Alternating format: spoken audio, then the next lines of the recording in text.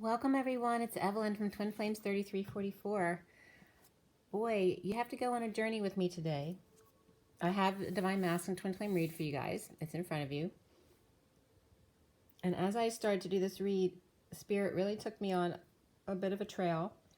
And I'd like you to follow this trail with me because it's pretty amazing, the messages that were coming through. And coming through from the highest place they can come. So, and I'll see how much time I have at the end because it's just the trail is going to take a little bit of time. So if I have time at the end, I might do some oracle cards as well. But let's see how this goes. So today is December 5th, 2019. The 5 is the Hierophant, all about tradition and commitment, the old way of doing things, marriage, religion, establishment, all of those things. The day adds up to the 3 of Wands, which is the 2911, which is the 11 base number, which is very spiritual and visionary. And again, the 29 comes up as the 3 of Wands, which is waiting for your ships to come in, you know, in a business sort of sense. But for me in this journey, it's very much about being able to stay present in the moment as I'm losing my voice. So that's a challenge for some of us, you know. The 3 big ones, right? Patience, faith, and staying present. And remember to go back to the basics. That's always based on fear and love. If you're not in love, then you are in fear. And it's so funny when I say that to people because they'll say things like, oh, I'm just frustrated. I'm like, yeah, that's fear, right? We always forget that if it's not love, it's fear. And that's where we're trying to get rid of all the fears that we have. We're never going to get rid of all of our ego because we're human. But we can get rid of a lot of the fears and the wounds that are deep within us to release them. So, let's see here. All right. So the masculine read was done at 9:55 to 56 this morning. 55 is the Ace of Swords, the truth, and Excalibur actually comes up today to 56, which is the 2 of Swords, being in your knowing or pretending not to know. Okay, or literally unaware, and you need more information. And the 9, of course, is the Hermit, which is all very significant in the read today. The major arcana were transition, shadow, and higher self. Transitions like the Death card, shadow, the devil, and higher self like the High Priestess. And then after the read, because I pull a few cards on either end as well, depending on what I'm guided to do, determines how many on each side. But also the Strength card came up after the read today, which in the SIRIAN STARSEED deck, which is the main big card read for this, or the deck for this read, is it's a tiger, not a lion. So for me, I get more than just Leo out of this Strength card. And I apologize, I was jogging and then I just ate, so if I am out of breath or if I maybe burp or something, that's why, okay?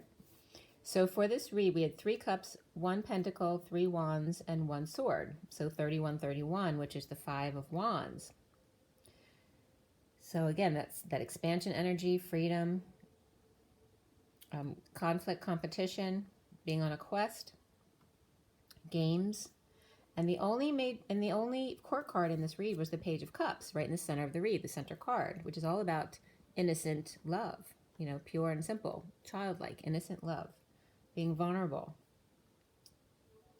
allowing intimacy, right? Kids don't have a problem with that, little kids. They just say whatever they feel and then they cry if they want to. They don't have any bones about expressing their feelings. We also had the 9 of Wands and the 9 of Swords come up within the read, which also can be characters because they're the wounded warrior and the one who's suffering in silence, like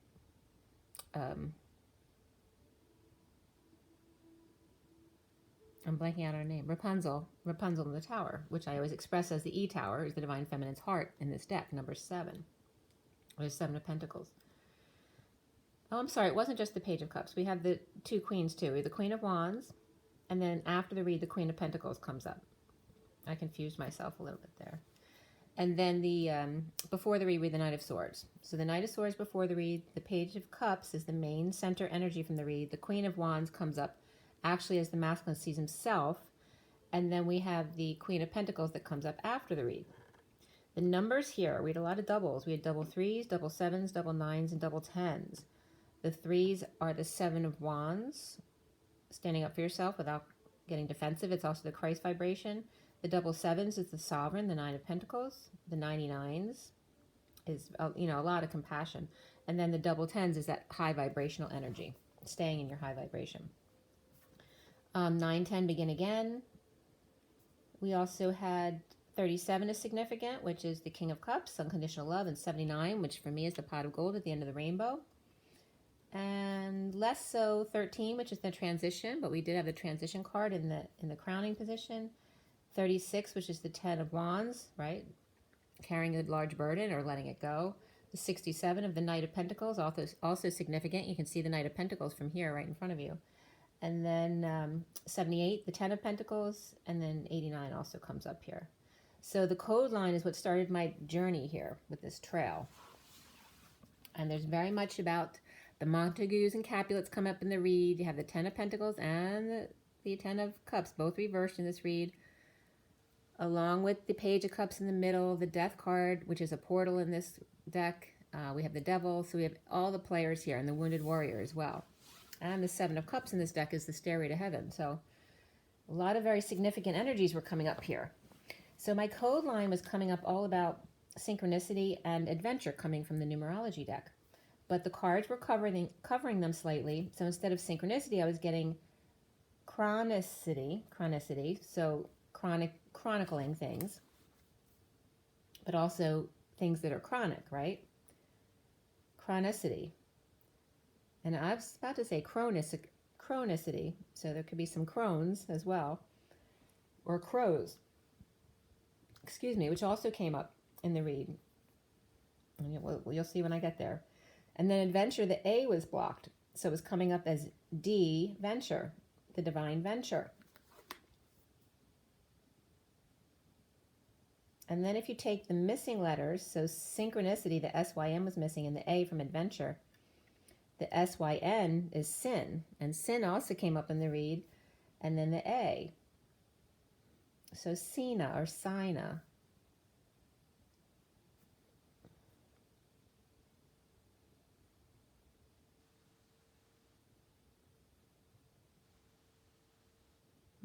And interesting. Sigh is coming up as NA, not significant, or not applicable. So the code line here about synchronicities and adventure is literally saying this trail they took me on today is the adventure of synchronicity. Really cool, which I just noticed now. I didn't notice that before. The code line was coming up to the nth degree, Sophia being the key, the angel of grace with the hand of swords, right? She's graceful and a warrior. One or unity of Christ, but not Ra or root, the root reds. The wounded warrior, Uriel, was coming up as the big H, DNA. So the 3rd, the same acronyms came up for Sha and Nin. And Sha is Uriel, and Nin is an author, Angela Ane, which we concluded was Angel of Greece, but also Anahita, which is why we went on the trail, because Anahita is a Persian goddess. So I was trying to parallel Anahita with Uriel and why they were coming up in my code together, right? Because one is an archangel and the other one's a goddess. But Anahita is also came up as the one with the 9-inch nails, or the hand of the 5 of swords, right? The warrior. And then I was getting the thirst of Anahita, and thirst comes up again in my read, the Persian goddess with the hand of war, one of Cleopatra's wounded warriors, with the DNA of Uriel. So, all right, I'm trying to figure this out. All right, how do we deal with the archangel and the goddess and the DNA lineage and how they're connected? All right, and now we have Cleopatra back too, because Cleopatra's come up before as well. So I was looking up Anahita and Uriel, and then Cleopatra as well, and here's where we go. So get ready, guys. So Anahita is an Iranian warrior woman, Persian goddess, and and if I say the words wrong, which I definitely will for some, please forgive me. Zoroastrian Yazada, or actually came up, Anahita's on Armenian money as well. Lady of the Persian Gulf project was literally a building with this huge statue of her sitting on the building, which was part of the building. It was pretty cool. She was literally sitting on the building. And so I'm like, well, this person's really big. Well, how come I don't know much about Anahita? Ancient Persian goddess and Zoroastrian Yazata. So that was one of the things I looked up first, and that was on YouTube, that title, Anahita, Ancient Persian Goddess, and Zoroastrian Yazata. That was from YouTube, and on YouTube, it was referencing their book, and they may have been advertising the book. But that's the first place I went for this information. So there was a picture of Lady of the Lake, Telleth Arthur of the sword Excalibur. So now she's being referenced as the Lady at the Lake and the Excalibur sword. Her temple at Bishapur, there were pics all through this YouTube. Then another header came up, the Persian goddess, that Anahita is Durga, water goddess, fertility, and patroness of women. Goddess of war as well, though.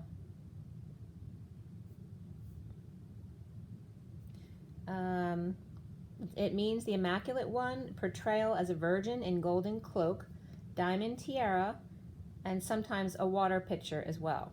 She rides a lion like Durga in the Vedic texts, or Vedic texts, earlier from Aredvi Sura Anahita. That was the earlier form of the name. And then Adredvi equals, in Sanskrit, God. Anahita sounds like Anahata,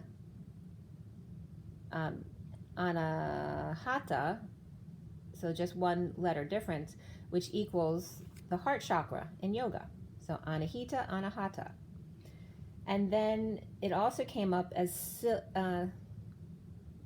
Silicaceous, which was weird because there's an S-type asteroid named after her, 270, which the 27 is the Ace of Wands, which is literally quanta, okay? It's called, and I'm losing my voice again, 270 Anahita. But with the silica, that came up recently in another one of my reads where silica is quartz, but that natural quartz is impure, and that pure silica heats up better. I don't know if you watch, oh, sorry, my computer's just restarting. But if you watch my read, you'll know what I was talking about. But silica here is coming up again, so it's saying that that quartz in the pure form, the silica, is very important for us in some way as we go forward. But this is an S-type asteroid named after her, 270 Anahita. Then, not in our alphabet, the A-R and the upside-down E, D-E-V-T, is a distorted form of Arya Devi. And the seal regarding this stuff was traced to Pontus, which was used among the Kurds and the Iranians and Iraq and Turkey as well. 21 rays in this picture were related to the festival of Meragan, the sun god Mirthra, and 16th to the 21st of Mer of the Iranian calendar. And then, as soon as I wrote that down, I was getting a reference to Anahita to my friend, which was very interesting, who's from the Middle East. Then Cleopatra started being leader. The Cleopatra you know, Mark Antony and Cleopatra, started at 52 BC, leading Egypt. And when my Iranian friend came up, or my Middle Eastern friend came up, the time was 10:35, which is the turn for the better. With the Wheel of Fortune, 35 is the Wounded Warrior, and also the Mary Magdalene energy, which all of this starts revolving around. So then I found, these were all headers that were just coming up when I entered what I was being guided to enter. And then I got the site, thenazareneway.com, and it was all about Mary Magdalene. So it was talking about Solomon's love song to Queen Sheba, and it went through, it's very interesting read. So I would read it if I were you. It was called thenazareneway.com. And this was the part about Mary Magdalene. It was called,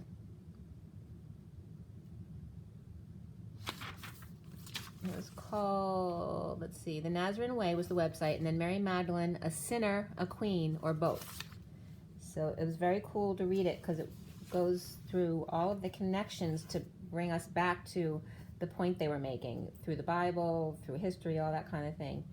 So first they were bringing up Solomon's love song to Queen Sheba, talking about the black and beautiful queen, the woman with spices, who could not find the body afterward. Luke 24:10 said, now it was Mary Magdalene, Joanna, and Mary, mother of James, to the woman, ... and then Anna equals goddess, Sumerian and other languages, Syrian as well. In Greek, then, Jo equals I-O, or E-O, or I-O. And so we're relating that, there's so many different spellings and versions of the same God or word back then. So it was important to attach these things or equate these things. So Anna is goddess. And then in Greek, we have the Jo from Jo and Anne, and they were separate words here. Jo equals I-O as well. So we have I-O, Anne. The Greek goddess loved by Jupiter is E-O or I-O.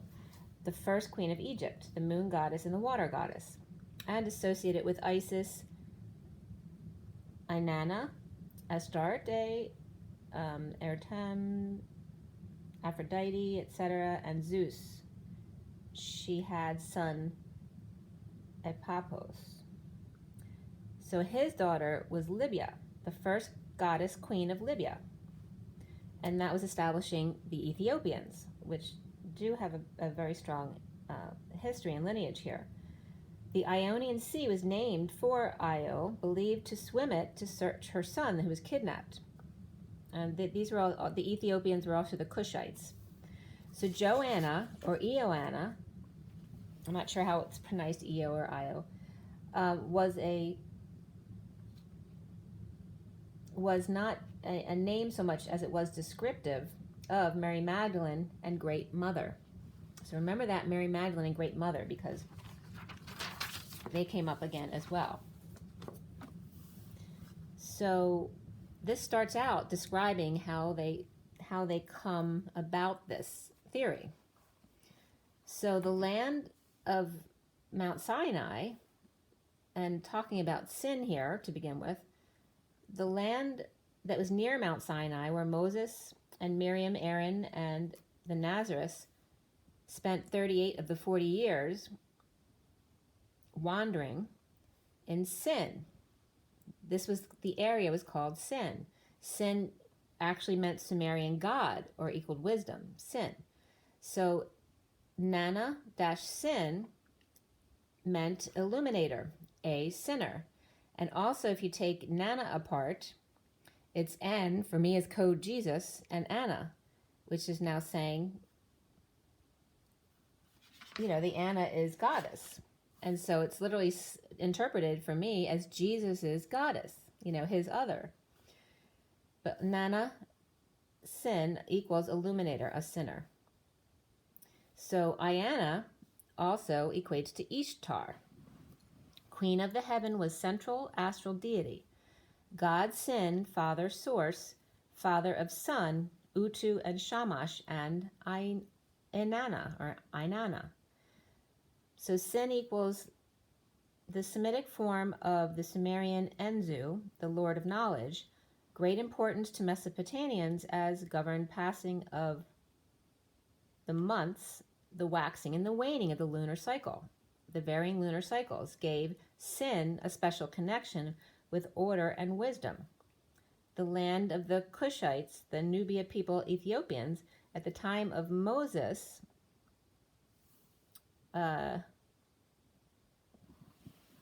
Nubia under Egypt. 8th century BC, King Pi, P-I-Y-E, or Pi, invaded and conquered Egypt. His brother Shabaka ruled Nubia, the 6th century BC, which became the 25th dynasty. Shabaka, which I love that because like Chewbacca, Shabaka equals the same as Sheba. So Shabaka equals king of Sheba. The mid-7th century BCE, the Kushites or Ethiopians' capital was transformed from Memphis to Saba. All right, so now it's killing me because I was born in Memphis and my father's name to the grandkids was Saba. Okay. So of course it's not the same Memphis, but I'm just telling you, this is how spirit equates everything to get your attention, you know. So that when the town was changed from Memphis to Saba, according to Josephus, renamed under Cambyses, rule dating his name changed to 529 to 520 BCE. At that time, Saba became Meroe, M-E-R-O-E. So it went from Memphis to Saba to Meroe. So they're just letting you know that because the titles back then would change according to the name of the place. So the Ethiopian story goes Solomon and Queen Sheba, Ethiopian sovereign named Makeda, which also means Magda. She was Saba Magda, and then Meroe Magda. In Ethiopia equals, in Greek, burnt faces, and was specified to the more southern countries. So Luke's sinner, we have 1, wilderness of sin near Mount Sinai. Number 2, Moses, Kadesh, Miriam. 3, Zipporch, Moses, his wife, I didn't write it down right, but his wife, daughter of Jethro, with dark-skinned king of Libya. All right, so here's the African connection. The origin of the goddess, daughter of moon god, Sin, whose name was Inanna, similar to Ioana, right? It's just Ioana or Anna. And then the 5th one was Meroe Magda, similar to Mary Magdalene. So it suggested that the daughter of the king of Libya, the virgin betrothed to Joseph named Mary, when Caesar taxed everyone,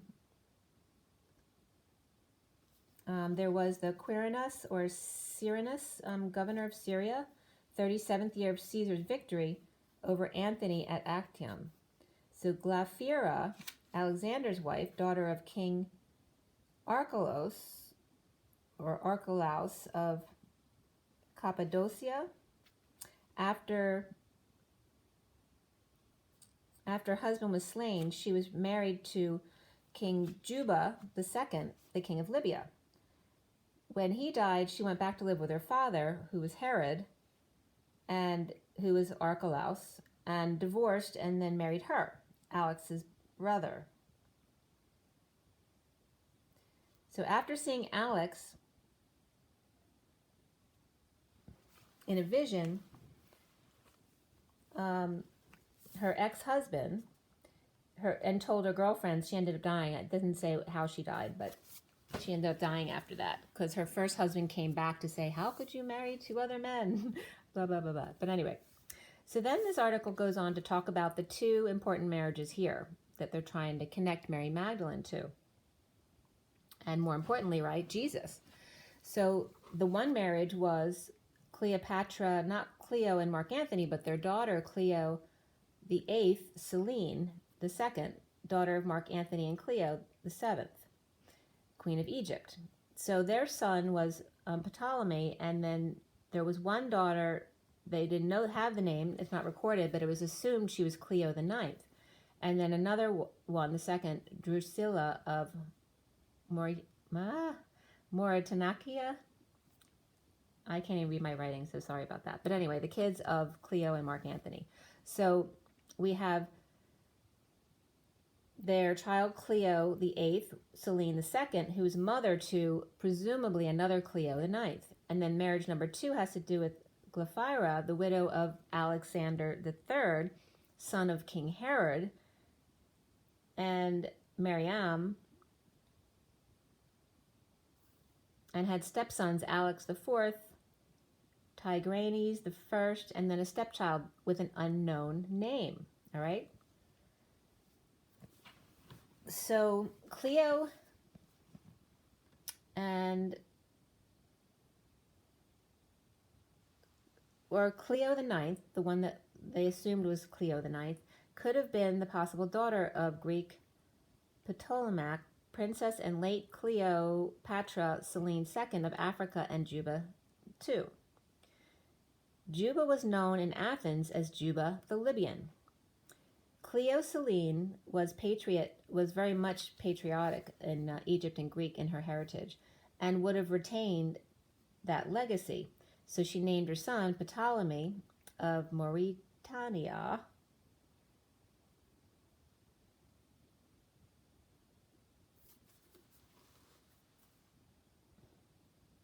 So if she had had a firstborn daughter, Cleo the Ninth, she would have named her Ptolemaic name, what did I write here?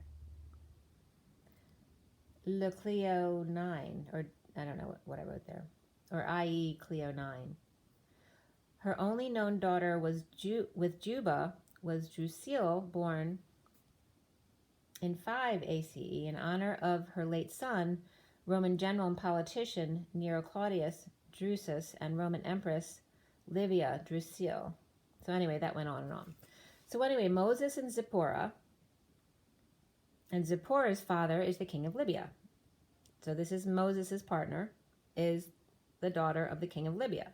So African, or the dark woman. And there's also, I don't know if you guys are familiar with the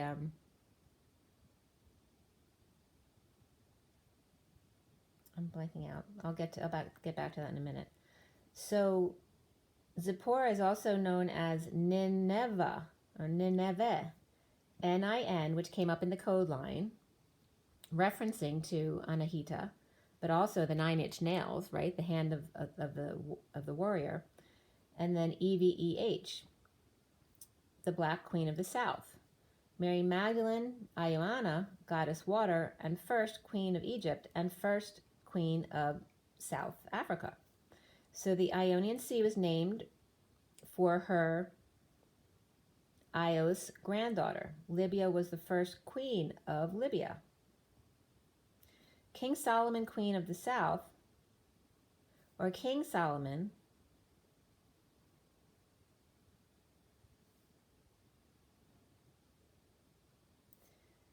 with Queen, so then the Queen of everyone referenced anywhere in the Ethiopian area would have been referenced to as the Queen of the South.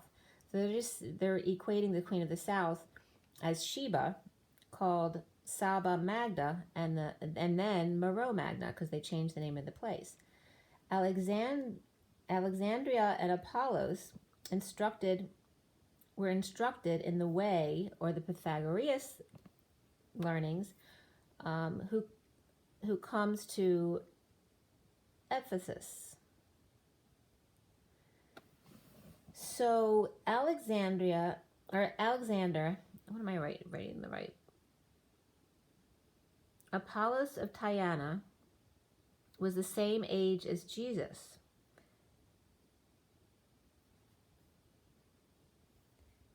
He was trained in cures and traveled about healing Pythagorean and Platonic philosophy, and traveled to Ephesus. Came from a wealthy family, but the family was never identified. His father died the same year, and then Glaphyra's father, the king of Cappadocia, also died. So anyway, we have King Juba too, and Glaphyra had 6 kids, but 2 were of unknown names. Juba's mystery stepson was Apollonius of Tyana. He married Juba's mystery daughter, Cleopatra the Ninth, daughter of King of Libya and Queen Cleo Selene. So in the Bible, then, it was coming up as Jesus could sing then, because of all this information, as did Solomon. You have ravished my heart, my sister, my bride. How sweet is your love, my sister, my bride. Because if they were stepsister and brother and came together, then it would have been his sister. So Mary Magdalene, called the sinner, the queen, daughter of the king of Libya, and first wife, Queen Cleo Selene, daughter of Queen Cleopatra and Mark Antony, and also wife to the rightful heir, king of the Jews, Apollo Tyana, grandson of Mariamma, Jewish princess, and Herod, king of Judea.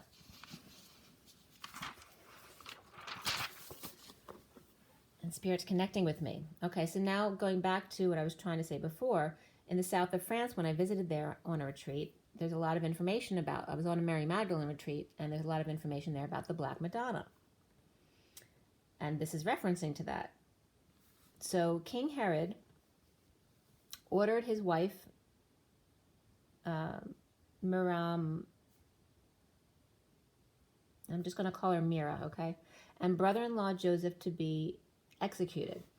Herod's sister, Salome, had told him that Mary and Joe were having an affair. It was in their honor that Jesus was, quote unquote, born to Mary and Joseph. And then around circa 7 BCE, because that first one was circa 29 BCE, Salome, the same sister, said that Mary's son, his sons, or her sons, Alex 3 and Aristobulus 4 were plotting to have him murdered. So Herod ordered their deaths as well. Okay, so he killed his own sons. But meanwhile, they probably weren't killed, okay, because Caesar, who actually was very involved with them, didn't trust Herod, and he didn't believe that they did anything or that they were plotting anything like this. So Alex, the two sons, Alex and Ari, became Pythagorean Jews, authors of a new religion, merging of Moses and the Nazarites, so merging that with the Greek-Roman Pythagorean philosophy. As Judah's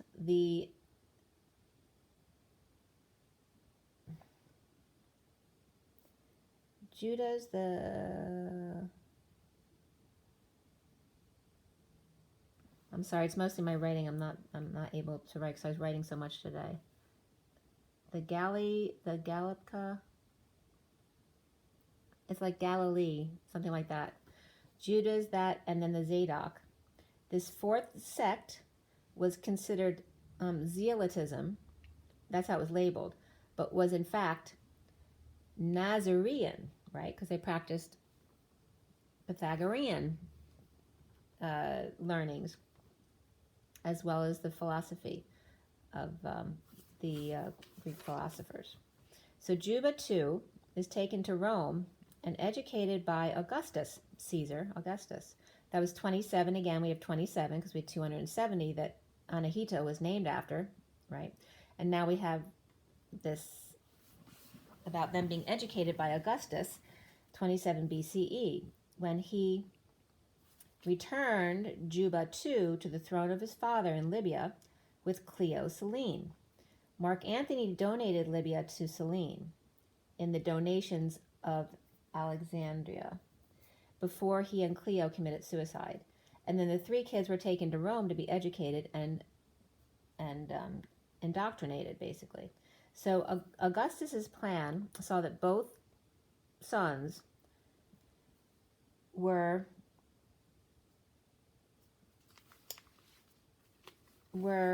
as king and queen over the lands that they were promised when they were children. So Caesar chose the sons of Alex and Glaphyra to carry the light of knowledge to the world, or the light of the world. He played the role of Jesus at the first annual Passover celebration of dying and resurrected God ritual. The Jewish Messiah Jesus became another name for Egypt's dying and resurrected god Osiris. Caesar chose the daughter of Juba II and Cleo Selene to play the role of Jesus' black and beautiful sister bride, Mary Magdalene, the light of wisdom, the goddess. Just as Solomon and Neosis married black queens associated with Astarte, the goddess of the ball of fire coming into the earth, Jesus married Mero Magda, dark-skinned goddess of Libya. And then from Revelations 22:16, I, Jesus, have sent my angel to you with this testimony for the churches. I am the root and offspring of David, and the bright morning Astarte, or the bright morning star, or Venus. And then Revelations 22:17, the Spirit and bride say, come, and let him who hears say, come, and let him who is thirsty, which came up in the coding today, come. Let him who desires take the water of life without price. Io, or Io, was a mythological water goddess. Mary Magdalene was Mero Magda, Io Anna, the goddess of water and wisdom.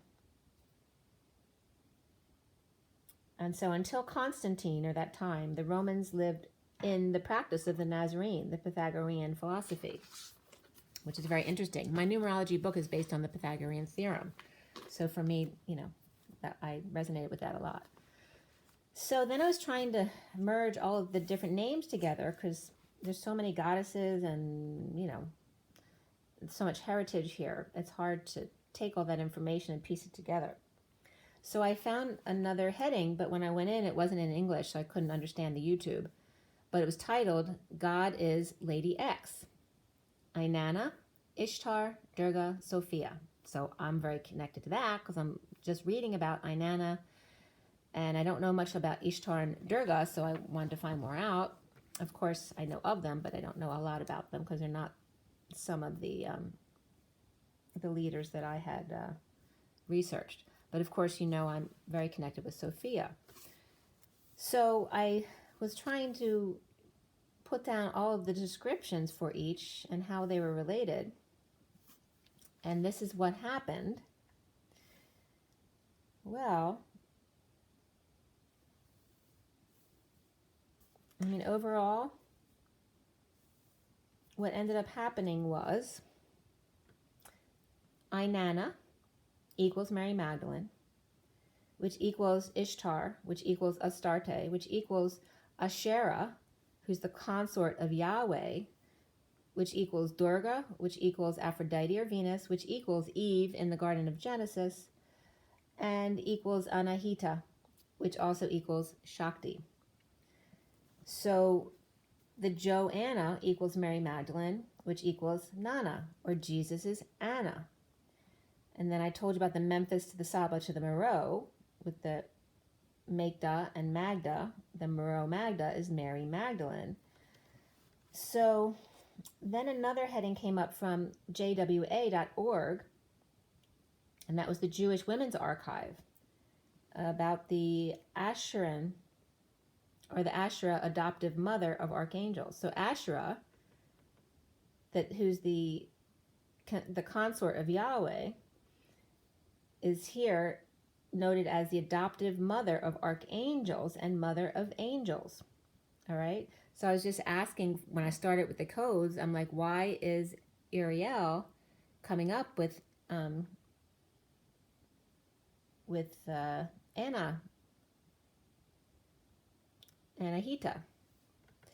So, well, here you go, because Uriel is an archangel, and Anahita is Asherah, adoptive mother of archangels and mother of angels. To El, who is considered the father, creator of Urgarit, and Asherah, the mother, that was documented here as having 77 and 88 children of Asherah, associated with lions, being a wet nurse, serpents, and sacred trees. All right, so that takes you back to the connection to Eve. And Lady of the Serpent in the 2nd millennium BCE in scripts from the Sinai with Pride of Lions, which reference to all of her kids. And then, of course, the tree, like I said, from the Garden of Eden, Eve and the tree. So as you know, that Yahweh was abbreviated as the YHWH. They weren't allowed to use the acronym for her, only Yahweh, because it's a man's world, right? So if you take Asherah and you take out the vowels just like Yahweh, you get SHRH under YHWH for Jesus, or for God. So you again have a 4-letter acronym that literally matches Jesus's. His is YHWH, and then hers would be SHRH. or the Mother, Father, God figure, the Christos Sophia. So it was very cool how all that came together, that all of those energies are all considered the mother aspect of God. Okay, so I'm going to tell you that again. Inanna, Ishtar, Durga, Aphrodite, which is also Venus. Eve in Genesis is coming up as that. Anahita, Shakti, and again the Anna, as well as the Inanna. The Nana, Jesus is Anne, and then of course Mary Magdalene. And the whole thing because Uriel was trying to get me to note that Anahita is the mother of the archangels, the adoptive mother of the archangels, and actual mother to all the angels. And also I want to note that, where did I write that? On the first page, I wrote that Joanna, when they were first telling you that Jo was Io, that it was a descriptive term of Mary Magdalene and Great Mother. Well, then I go to, the end here where they're saying that she is the Great Mother and the adoptive mother of the archangels. And then I was being connected to Yaya, because that's Greek for Yaya, and Papuli is, grandma and grandpa.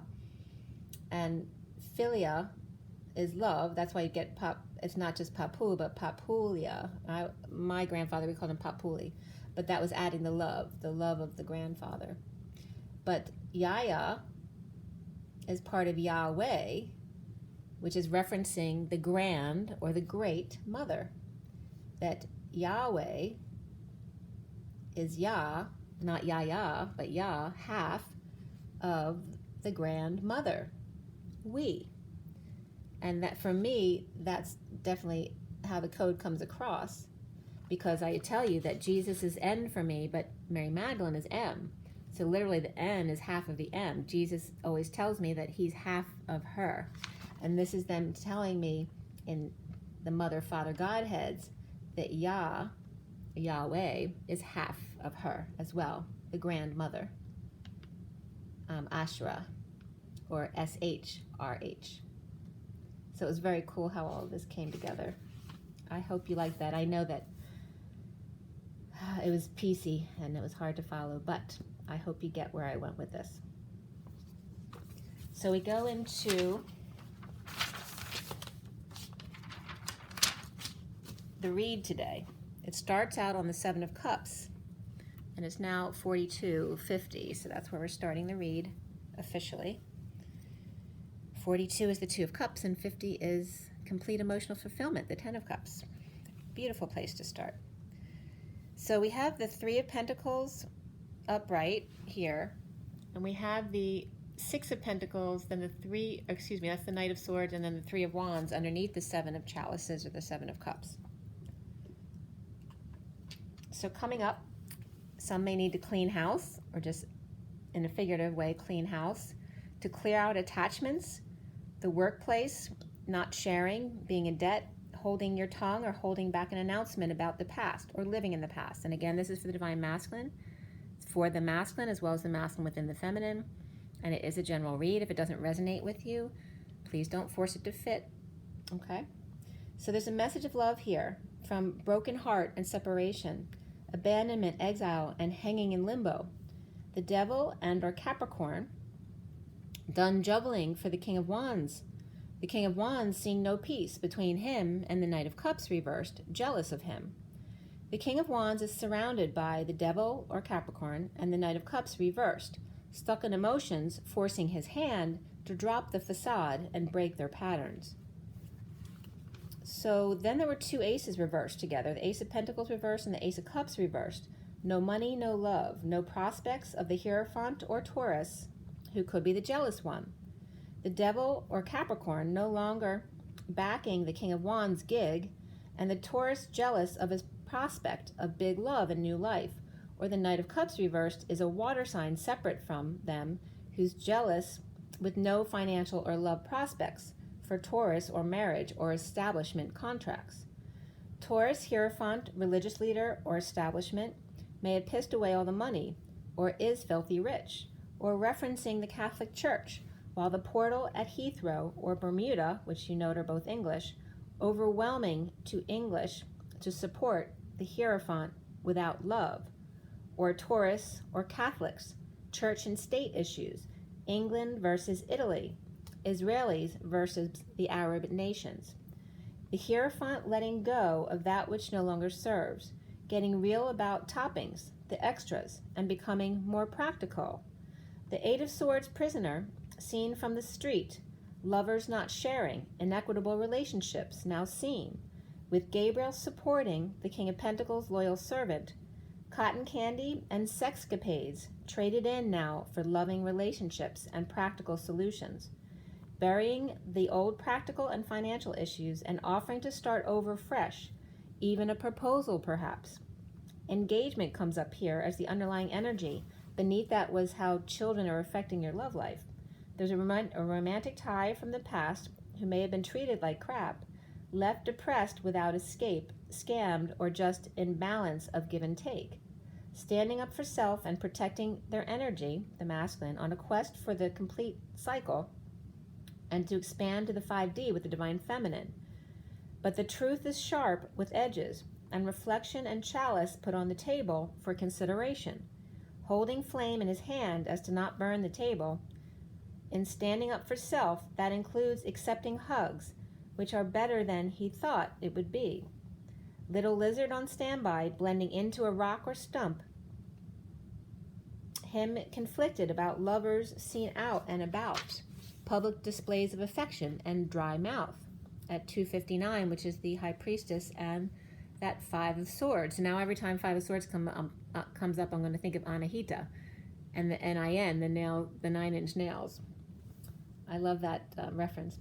So Gabriel is remote viewing the divine masculine, visiting the divine feminine at night. So them remote viewing to the divine feminine to check the masculine going to the feminine to check her Achilles heel and knee connection or expansion of tenderness.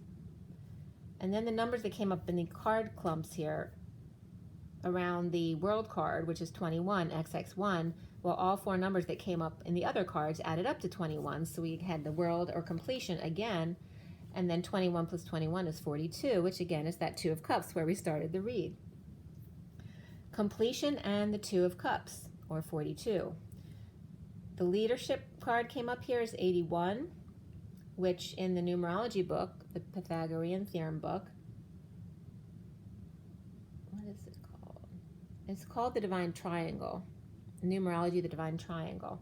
And in that book, 81 is the completion of the life cycle. So each line of the Pythagorean theorem, each side of the square that would come out from the triangle equals 9 years. And so at the end of your life, it's 81. You start again. So then you can choose what you want to do. Do you want to stay? Do you want to leave? Do you want to go back on the square again and repeat the energies that you did before? So underneath leadership was domestic harmony, which is 46, the Six of Cups, the children in the garden. So prison or anxiety release at work, exposing no love, dumped, overwhelmed, or one big good cry that he had, to re-energize and then get back to work. But the deer in the headlights, man on the run, looking back or going back or living in the past, with the Empress ringleader on top. Chopsticks and Chinese grass or glass ceiling with triangle Hawaiian theme fireworks were all duds, so they never went off. Dumping burdens and responsibilities of the past or confessing sin, the Sumerian god or wisdom, or Sophia's ID number. Empress dumped all of her past burdens to live the good life and let someone else do all the work.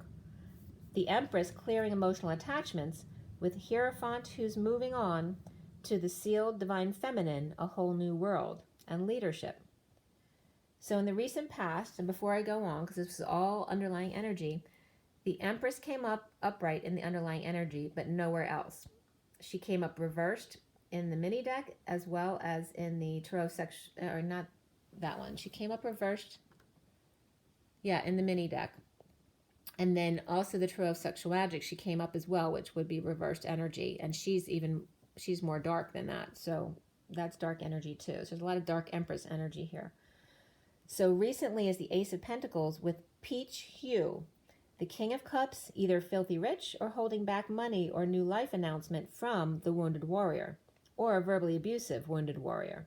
The King of Cups is looking back or living in the past with the kids, the twin, or happy memories or childhood, or remembering stealing or running from sovereign to give to his kids, or running from his own sovereignty by remaining a child in Never Never Land, with the King of Pentacles depleted by kids, inequitable relationship between the King of Pentacles and his kids, or grandkids. Or the King of Pentacles was giving to the sovereign daughter or wife, and the kids or twins seen as stealing from her, or the Divine Masculine seen as stealing from wealthy women of wealthy fathers to give to his kids and or siblings, or karmic doing that to him and his wealthy family. That in the past, the King of Cups indirectly let the King of Pentacles pay for his kids, or the King of Cups was worried the King of Pentacles, with 2 kids of his own, sees stuff going to the King of Cups kids, or twins, as stealing from his kids' potential inheritance. So the foundation here is the 9 of Swords, the suffering in silence, the purging or stressed out, with new passion, out on journey. Good news, attention and success, and leading the way, inspiring him to be happy on his own, no matter come what may. With the Queen of Swords reversed, lying about him, or refusing to talk to him, or harsh words, no matter what, he'll be good on his own. The central issue, or this energy, is the Page of Cups. Upright, this beautiful energy, a message of love, kids, or an opportunity or a small gift that will knock them off their feet in a quest to get through difficult emotions and move in with the King of Wands, perhaps. Hanging out while drained to see new perspectives together, the challenge being the wounded warrior's wounds. So at 3:30, here it is now, the Empress and the 4 of Wands. The union energy, or the home. Done overworking and putting up with verbal abuse or holding their tongue, the wounded warrior grieving dark night, breakdown, or trying to cross the bridge without a vehicle to help him, or getting past a big block, the warpath, issues with move or travel, or an ER visit, holding back coin to connect with a soulmate for dreams come true. The lover's triumph here with truth. At work with big love, with devilish Capricorn, new passion burning the past to hang out without dysfunctional family. The Queen of Pentacles reversed, kids, and Queen of Wands reversed, grounding and integrating an offer of love from their kids. Now, crowning is the Death card, the portal, transformation, and the King of Swords, suffering in silence, but upright in his truth, working to balance the rainbow bridge, or the 4D, and ground his 4D physical body into Gaia. Strong mother, or Leo Taurus, or while the King of Swords works juggling the daily routine, the Leo runs away to be with her mother, so that might be a usual thing for his partner. The Empress reversed and the Queen of Pentacles reversed, done, finished. The cycle is over. No more energy vampires dumping their emotions all over him and holding back true feelings. Now coming out victorious, presenting truth to the judge, or a separation announcement, or a call to action, music to his ears. The Queen of Cups reversed had been silenced by the King of Pentacles and the Emperor, without peace, and dumped on, in addition to that, pushed to their emotional limits. The Hermit coming out, taming the beast, strong without the karmic or dysfunctional family, not expressing their feelings or exchanging any energy, passionate communication, or traveling back and forth. None of that was happening. So there's a karmic or an employee at work, grounding and integrating offer of love from Leo, or a strong offer from Hermit coming out, unable to find peace. Soon for the masculine is the shadow, the devil card, the Capricorn. So whether that's addictions, codependencies, or just a Capricorn person, holding on loosely but skating on thin ice, standing up to others, receiving or giving clarity, or new information at the full moon. Unhappy family or end of an emotional cycle, the Knight of Wands rushes in, away from the uninspired or frustrated child with tantrums, or just unhappy family with 2 active and fiery kids. The Knight of Wands on 2 timelines, partnering with the enemy camp, the Journeyman and the Page of Swords, or a friend or child of the Divine Masculine, the Knight of Wands. And the Divine Masculine partnering up with the enemy, or the karmic, or the post-war, like the war's over, or the Divine Feminine, in order to make peace. So good news, success, arrival with the Page of Swords after a long, prosperous journey, and PTSD, the post-war issues. Or if this is a war of competition, the Journeyman and Page of Swords come out on top, as opposed to the enemy energy or the Knight of Wands, but once the winning party offers partnership to the other party, who now is grounding and integrating that offer. The Queen of Pentacles reversed, losing money on the journey, spreading the word. Twins ending war with the Knight of Wands, grounding and integrating offer from the Queen of Wands reversed. Or the Queen of Wands reversed and the Queen of Pentacles reversed are surrounded, or have surrounded, the Divine Masculine or child to force their hand to be out with it. And I wanted to note to you guys too, in the mini deck, all 4 queens were reversed today, all 4 of them. So it wasn't just one or the other. So 442 is the Emperor and the 2 of Cups again. So it's very much about that one-on-one relationship today. The Capricorn standing up to their kids, and the Queen of Wands reversed to end the war with them, and or the Queen of Pentacles reversed. The Queen of Wands reversed and Queen of Pentacles reversed could be, one could be the other's mother. The Queen of Pentacles reversed could be jealous Taurus or Capricorn with Virgo or Virgo moon, possible. And the Queen of Wands reversed, fire sign, could also have Virgo or Virgo moon. Or the Queen of Pentacles reversed is Cancer and Virgo, and the Queen of Wands reversed is fire with Taurus and or Scorpio. The Empress reversed, jealous and controlling, could be the Queen of Pentacles reversed, and the Queen of Wands reversed, or the Empress is a third reversed female, a mother or boss or a mother figure. Could be kids from 2 families who are fighting, and then the fathers come together on behalf of the women and kids who are fighting to end the war between them. The Divine Masculine is seeing himself as the Queen of Wands reversed, connected to the Devil or Capricorn. He could just be seeing himself as in her energy or acting like a crazy, jealous girl. Choosing a new path, though, away from the Hierophant or Taurus and Viking Princess, or standing up to the Queen of Wands reversed and choosing to be spiritual as a spiritual Taurus or Hierophant, along with the Pisces or High Priestess. The Queen of Wands reversed. Sorry, I missed that. I guess the confirmation liked that last option. So the Queen of Wands reversed is tired of overworking or not working at all, or tired of this relationship not working with the Magician, insecure and or manipulative strategist. Or the Queen of Wands reversed is not working and the Magician reversed is strategizing a new plan for the 2 of them. Or religious leader and karmic, oh so prim and proper, their true colors come out, a new side revealed, or 2 sides revealed on both the Divine Masculine and his partner. Or splitting up because one is more to the light side and the other is more to the dark. Both of them now have new partners. Getting to know each other, deception, and retreat all came up for the Divine Masculine.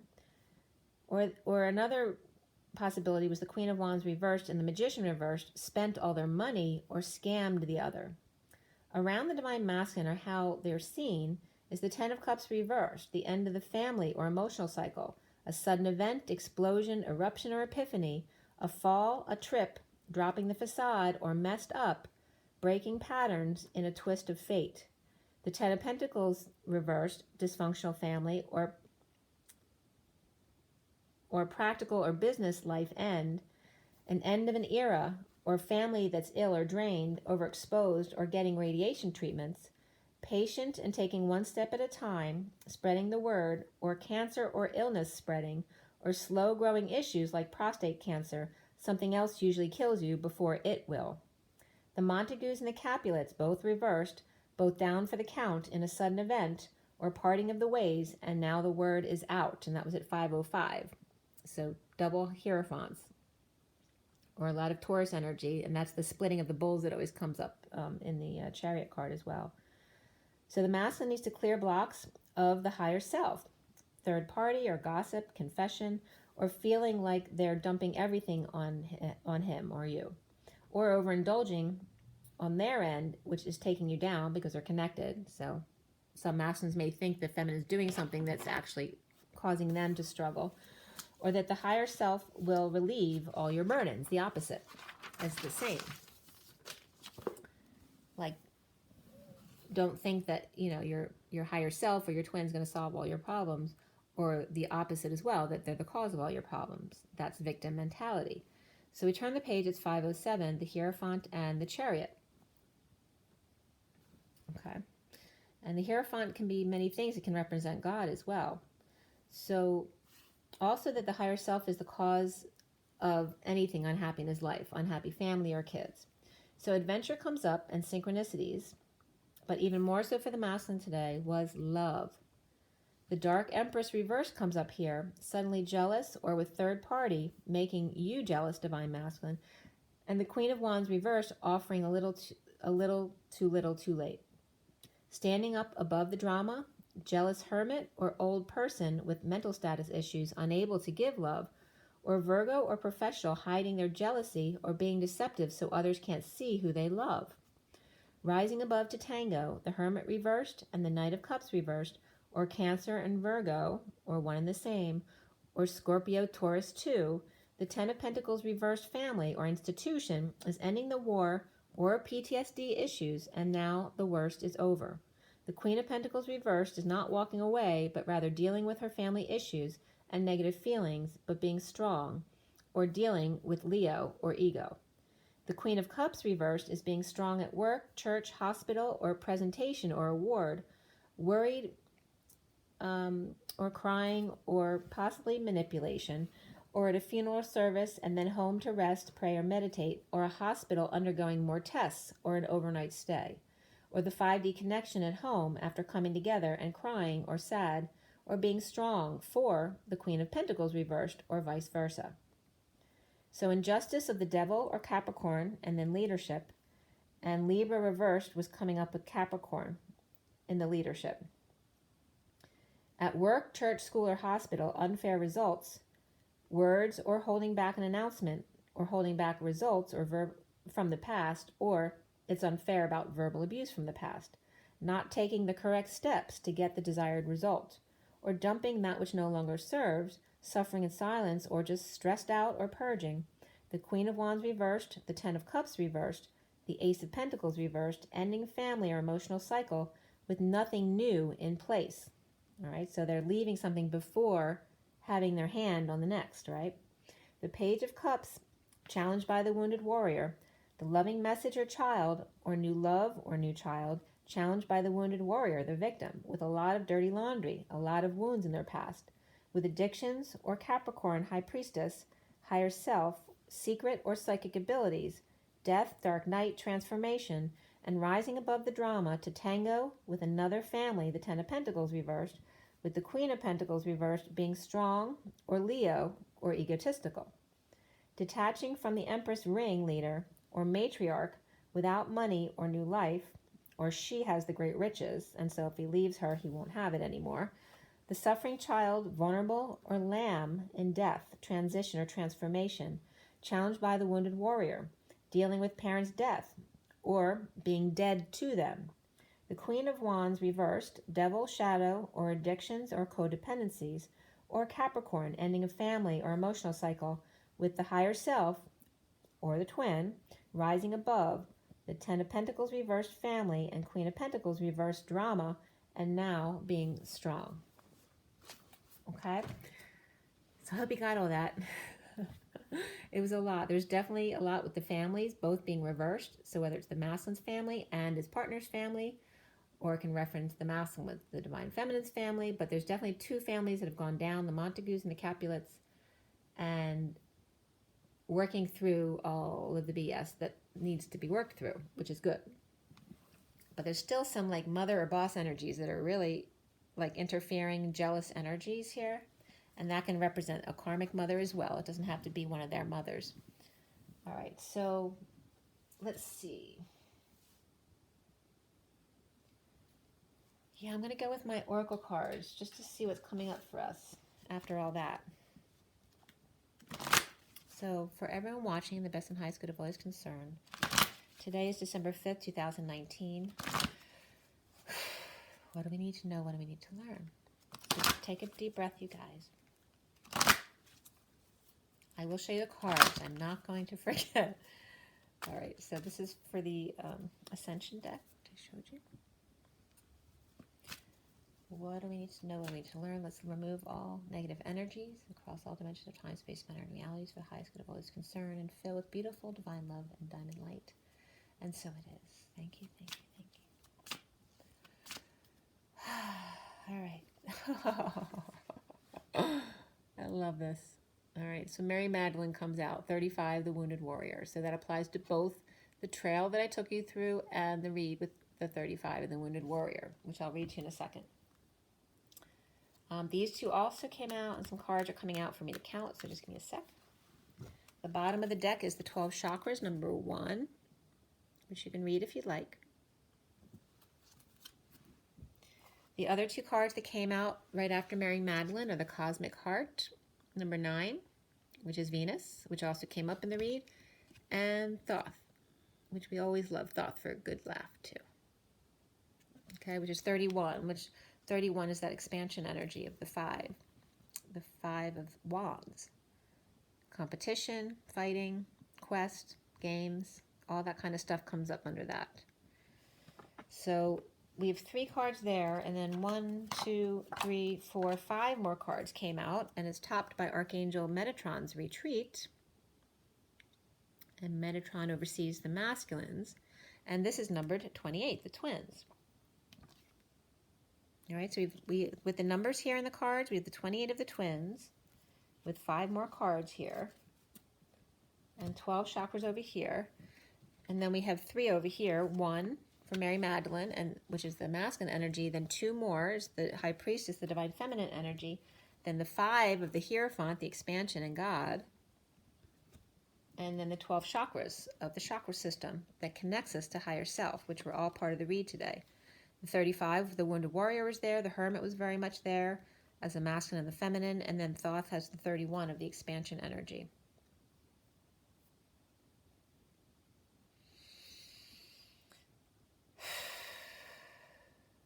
All right. So Mary Magdalene reads that she was the high initiate in the order of Essenes and the spiritual partner of Jesus. She's now master of the 6th ray, raising dogma into spirituality.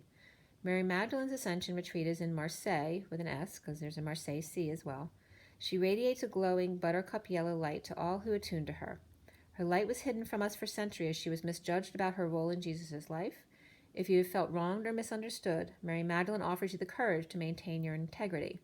This card is an invitation to attune to Mary Magdalene to receive her blessing. The affirmation is, I maintain my truth and see the spirituality in all things. So even when you're not feeling fully connected, you still maintain your truth of what you've been through. It's not an illusion. You went through all of that. You know who you are. You just have to be brave enough to be it at all times. So I'm not going to read the other 2 to you. I put them up so that you could read them on your own, the Cosmic Heart and Thoth. But breathe in the love from the Cosmic Heart and radiate it out towards everyone today. I am the Cosmic Heart, the Venus. And then for Thoth, my life and my health are in perfect harmony. So I'm definitely going to call him Thoth since he comes up and he knows he's my comic relief. So we have 5 and 1 and 2. So we have 8 altogether, which is the Strength, which is the card that we ended on today from the major deck. And then I'm going to go next. We're going to ask Mary Magdalene and Thoth for the past life deck, what they want us to bring up. Like, what is the purpose for this read and for the trail that you took me on about the feminine godhead, the Sophia of the Christ. Again, take another deep breath. For the best and highest good of all is concerned, what do we need to know? What do we need to learn? And I'm asking Mary Magdalene first and Thoth as well. Mary Magdalene and Thoth. What do you want us to know? What do you want us to learn? What is the meaning of this read and the trail that we went on? Mary Magdalene, please. Okay. Mary Magdalene comes up as the Mother card, reversed. And Thoth is coming up as the Greco-Roman reversed. Then we have third, the Love Life reversed. And this is with the counting cards. Let's see.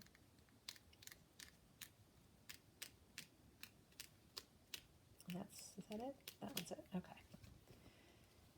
So we have Mary Magdalene, Thoth, and the Love Life. All reversed. But it's not that they're reversed. We have the Mother reversed. We have the Colosseum reversed, right? The end of the war. The worst is over. The bliss is achieved. The Love Life is reversed also right now because things are changing, right? It's going from the end of the war into the rebirth, the transition, the new world. So, and this is the Mother reverse is definitely paralleling the Empress reverse from the read on two different types of energies.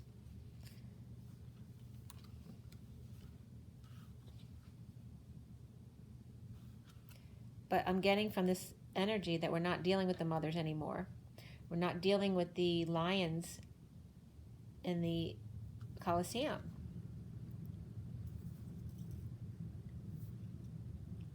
And we're not dealing with the old way of love life, right? That you have to buy roses on Valentine's Day. It's not about that. It's about much more.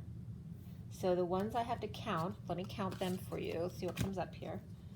1, 2, 3, 4, 5, 6, 7, 8, 9, 10, 11, 12, 13, 14, 15. All right, so we have the Devil here again, which came up in the read. And the bottom of this section is Orphan reversed. So no longer an orphan, no longer alone. As long as you're connected to your higher self, you are never alone. We also have Celtic behind the Orphan reversed.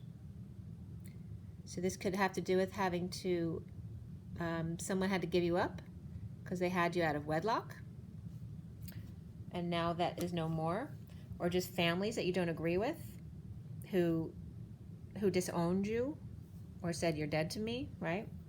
Anything that has to do with that and being orphaned, being left out in the cold is now over. Because this is no longer the orphan. They now belong, right? The orphan always has a place to belong. And even if with no groups, it's always with connecting to your higher self, the collective consciousness. So we have 15 of the Devil, you know, that which makes us feel left out. And then we have 3 more, which makes it 18 of the Moon cycles, the false light. And then the bottom of the deck was Forgiveness reversed. And I always love this card because it, you know, in the Forgiveness card, you know, the bird, the littler bird looks still pissed at the big bird because he's ignoring her. But we're going like this now. When it's upside down, they don't look pissed at each other. I mean, look at it closely. Here, all it looks well. But here, you know, she looks irritated with him because he's ignoring her. So it's saying, you know, forgiveness is for you, not for the other. So if you're still mad, you know, you're disconnecting from your higher self. You're not helping yourself be loved or be loved.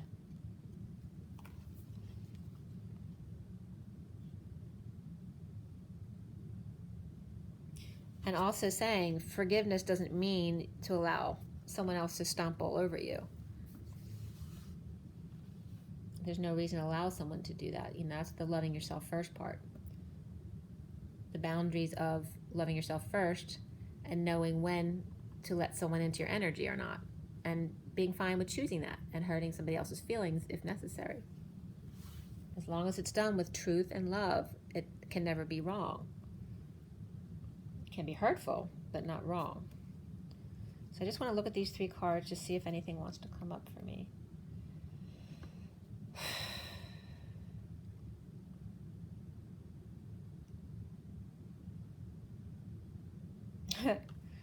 This is really funny because it's bringing up like the old way, like back in the day here, this was the job, right? The job getting in the way of the love life, and the mother getting in the way of the love life as well. Or the mother home with the kids while she was at the Colosseum watching to see if her husband was going to get killed or not. Let the games begin. Let the games end.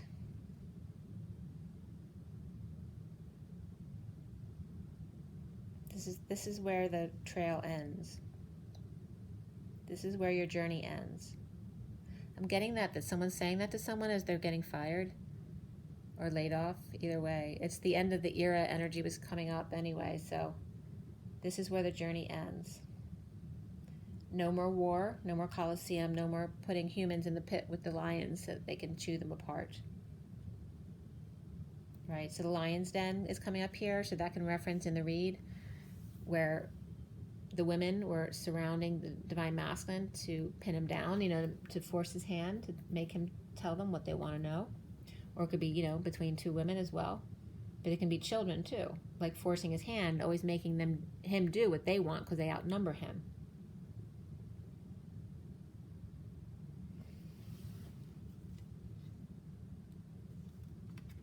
I'm also getting that this is coming up here because, this is the loving mother reading to her children. But when you're dealing with the Colosseum, you have no children. They're killed.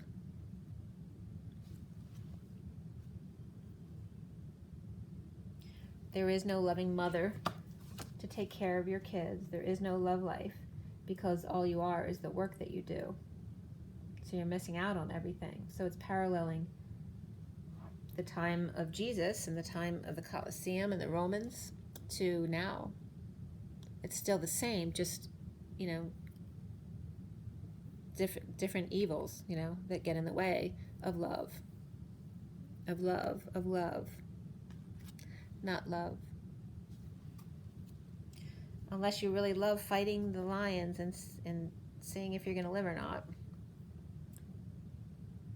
It's no more of that. That's not heaven.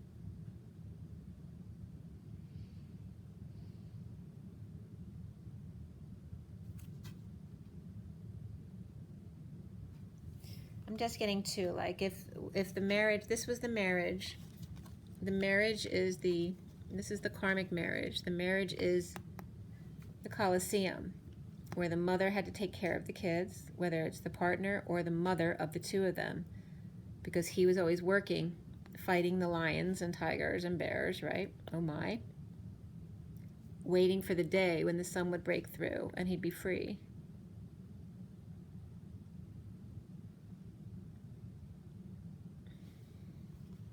And the love life consisted of just bringing flowers home because he was never there. And the mother took his place, or her mother.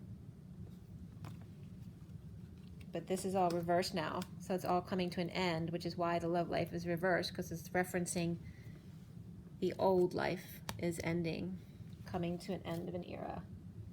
No longer an orphan.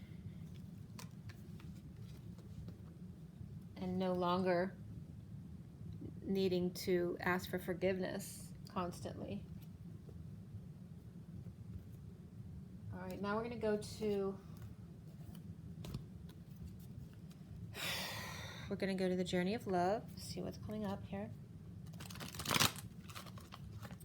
So that was 2 from Mary Magdalene. That was coming up the mother reversed, which also references the great mother, which we were talking about on the trail, going back to Sophia and Anahita. And then we have the Greco-Roman period, which in my trail also referenced the combination. They wanted to bridge their son to know both the Pythagorean way of living and also the Greco-Roman learnings so that they would, be a strong leader. When you know how more than one group of people live, it makes you a stronger leader.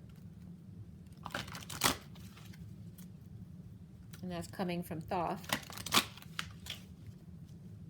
very much about math and sciences, and the logical thinker. So what is it that we need to know now?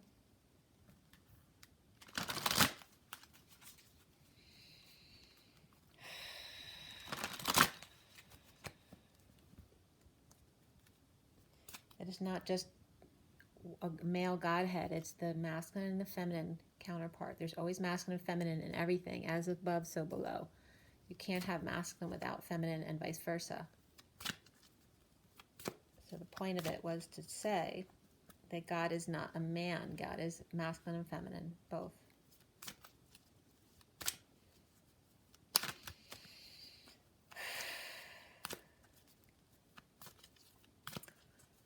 Everyone take another deep breath. For everyone watching, the best and highest good of all is concerned. What do we need to know? What do we need to learn? Oh, that one came up. All right, so soft, 47 is the Seven of Cups, synchronicities. Everything you see all the time. And also in this deck, the SIRIAN STARSEED deck, it is the stairway to heaven. All right, 47 is like your dreams. Your dreams come true. It's the minor arcana for the star card. We also had two more come out again before. All right, so we have Just for a Moment Joy with the 46, which is the two children in the garden, the Six of Cups, and then the Mother Prays. All right, the praying mantis in the 15, the Devil Mother. And I did experience the mantis being before, and they do have a rather harsh energy. Doesn't mean that they're bad. It just means, you know, they have more of a disciplinarian type energy. So then, let's see how many more cards want to come up.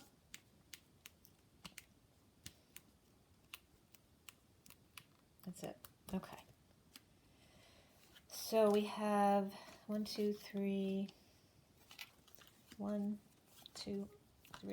4, 5, 6, 7 cards here, the Chariot. So we have 1 and 2 again. So 1 of the masculine, 2 of the feminine, and the 7 of the Chariot, which is going to bring you home. It's taking you up the stairway to heaven, which is also the ascension energy of the Chariot, with the masculine and the feminine in the Chariot going home. What's at the bottom of this group is 41, which is the Ace of Cups, new love, knowing without knowing, right? Even when you feel disconnected from your higher self, that's when you have to practice the faith. You need to know without knowing when you're not feeling connected, to keep the faith, to love yourself first.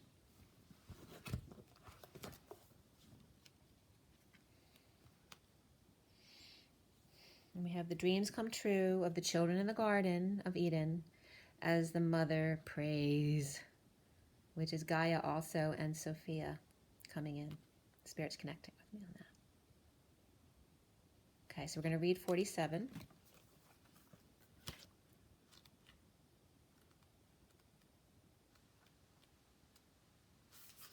Soft. So just to remind you, soft, very pearl-like energy. A sanctuary bathed in soft light, your heart is receptive, inviting, and gentle.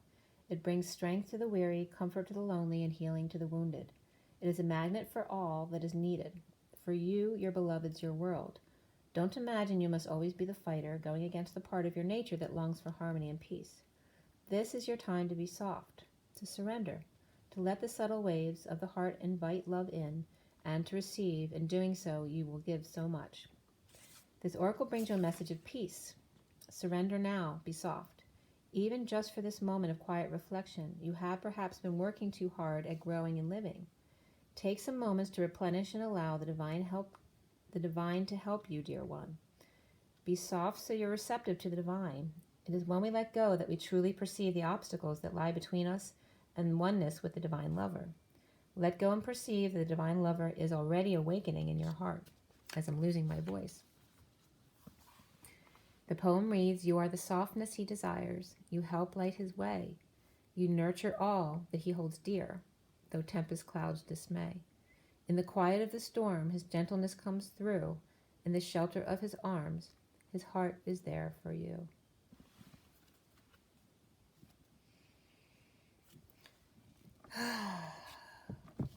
Okay, you guys. I think we're good. I'm going to show you the cards, so don't forget. there's the Seven of Cups, the underlying energy. And the recent past is that Ace of Crystals or Pentacles. The underlying energy, which I'm going to pull this up for you so you can see, is the Nine of Orbs with the clarifiers. The center energy is the Page of Cups, the Seeker of Chalices. The challenge being the Nine of Flames, which is the Wounded Warrior. Okay, then we have the other underlying energies. There's the Upright Empress, but then you see the Empress there. She becomes reversed within the read.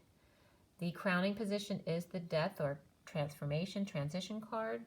And then we scroll across here, the bridge, to what's coming is the Shadow or the Devil, codependencies and addictions, or a Capricorn person. And then the masculine scene himself is the Queen of Wands here. And I'm getting Queen of Sheba. And then the Romance Angel cards. And then around him, or how he's seen, is the Ten of Chalices, which is reversed, that Ten of Cups family.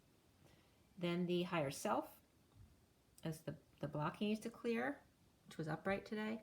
And then we end up there with the Seven of Flames, the Ten of Pentacles family above that. The Eight of Cups is that blue card above there, which is reversed. So sitting in those energies with the Queen of Pentacles reversed with the Ten of Pentacles family. And then the Leo card, which is just really fiery because it has a tiger on it. And then we end up at peace, or at least at rest, connecting in the 5D. Okay, so those are your cards. Alrighty. So, as always, drink your water, get your rest, get your joy, get your nature, and rise and be loved, guys. You know. One day at a time, guys. Rise and be loved.